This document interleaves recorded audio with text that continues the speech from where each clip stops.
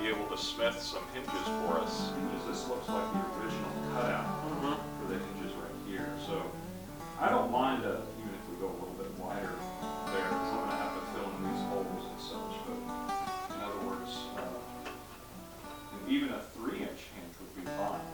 If you want to do 3 inches. And there's 2 hinges, and one of the things too that I'm going to need are some nails, some hand-wrought nails for attaching the molding on, as you know, those hand-wrought nails. Okay, I'm going to take the bottom off now, which is held in place with, let's see, just looks like 8 cut nails. We identify when we put this back together that goes together right there. Let's take the bottom off here. Here we go. Still in good shape. There's that mark there, the maker's mark, determining the inside of the bottom. Nice thing about a lot of this old furniture is that it was glued together with hide glue, which actually enables it to be taken apart. It's a great glue. It's been around for thousands of years. It's actually the glue that we will use to put it back together with. It's a nice piece.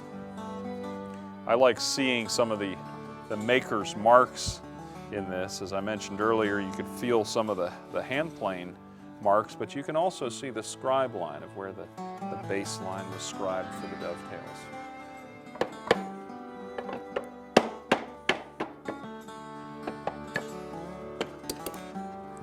Okay, there's the other side, and we'll catch this here, and we'll see how this piece fits inside that groove right there, and there's the lid right there. That fits inside this little hole that they made right in there. And there we have it. 6 pieces, 6 board chest. Isn't that great? Now we have to clean it all up, and then I'll glue it back together. Just because I still want to be able to feel those hand plane undulations and stuff in the wood. So I'm just taking a light brush to this and just try to clean some of it up. Just getting some of the dirt and such on. A little steel wool. And then I'm going to come back with a card scraper. And this will help me just kind of clean this up, because I think I'm going to repaint this surface, repaint it all with a new coat of milk paint. We're going to glue this chest back together, heating it up and such. But this is a wonderful glue. I'm going to go ahead and make sure that I have all the parts lined out. And we'll apply the glue.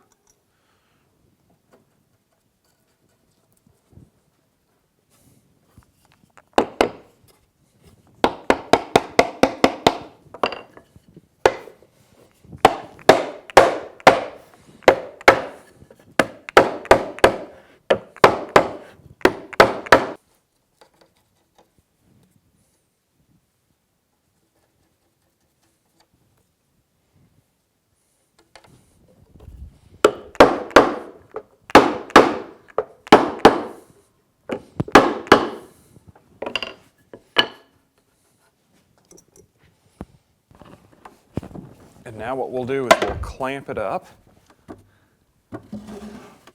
I'm going to use these wooden cauls, which help distribute the clamping pressure.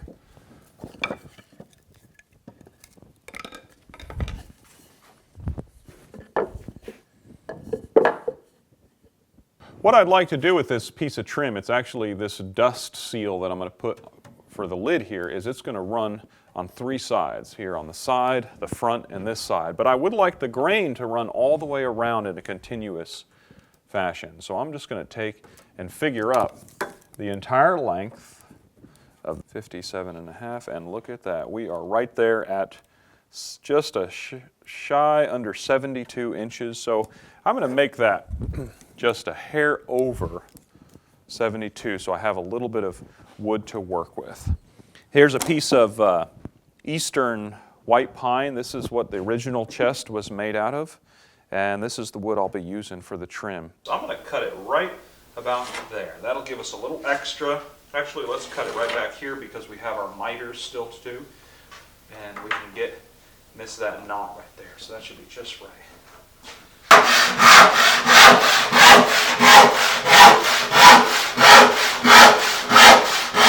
This wood is rough as it came from the mill, the sawmill, and the first step is to plane it down using a jointer plane. I'm going to come in here.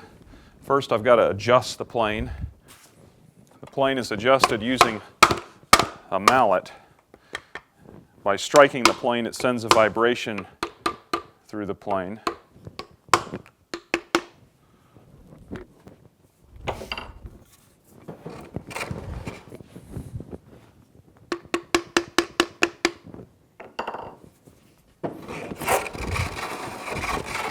You can hear it as the plane runs along. It's hitting the high spots and smoothing it out.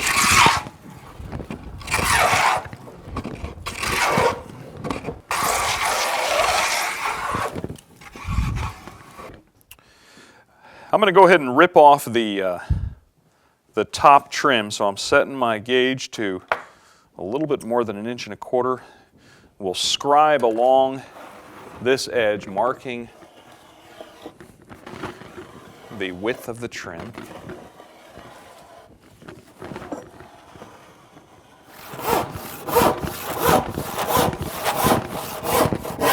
Okay, I'm almost done ripping this board. And this will be the top trim.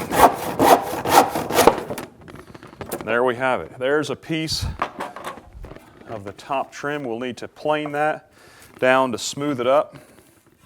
And now we need to get the base trim. Before we do that, we'll have to clean up the edge with the plane.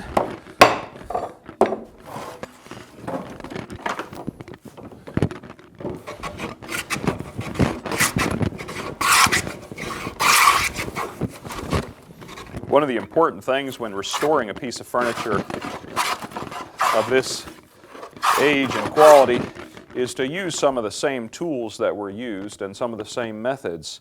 I'm using a plane that is probably dates back to about the same time as the chest was made. This is a smoothing plane turned into a scrub plane.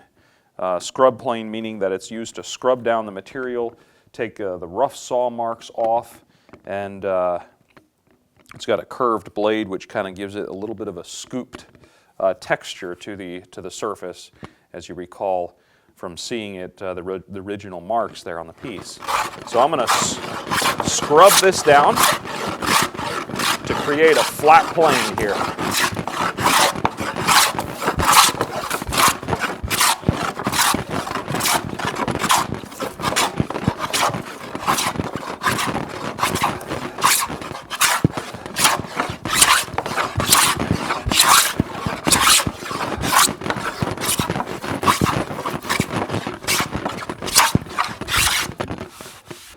The next step after the scrub plane is to go over this surface with a jointer plane. As you can see, the length of this plane enables me to make this long board nice and flat. So that's our goal here, is to make this entire surface nice and flat.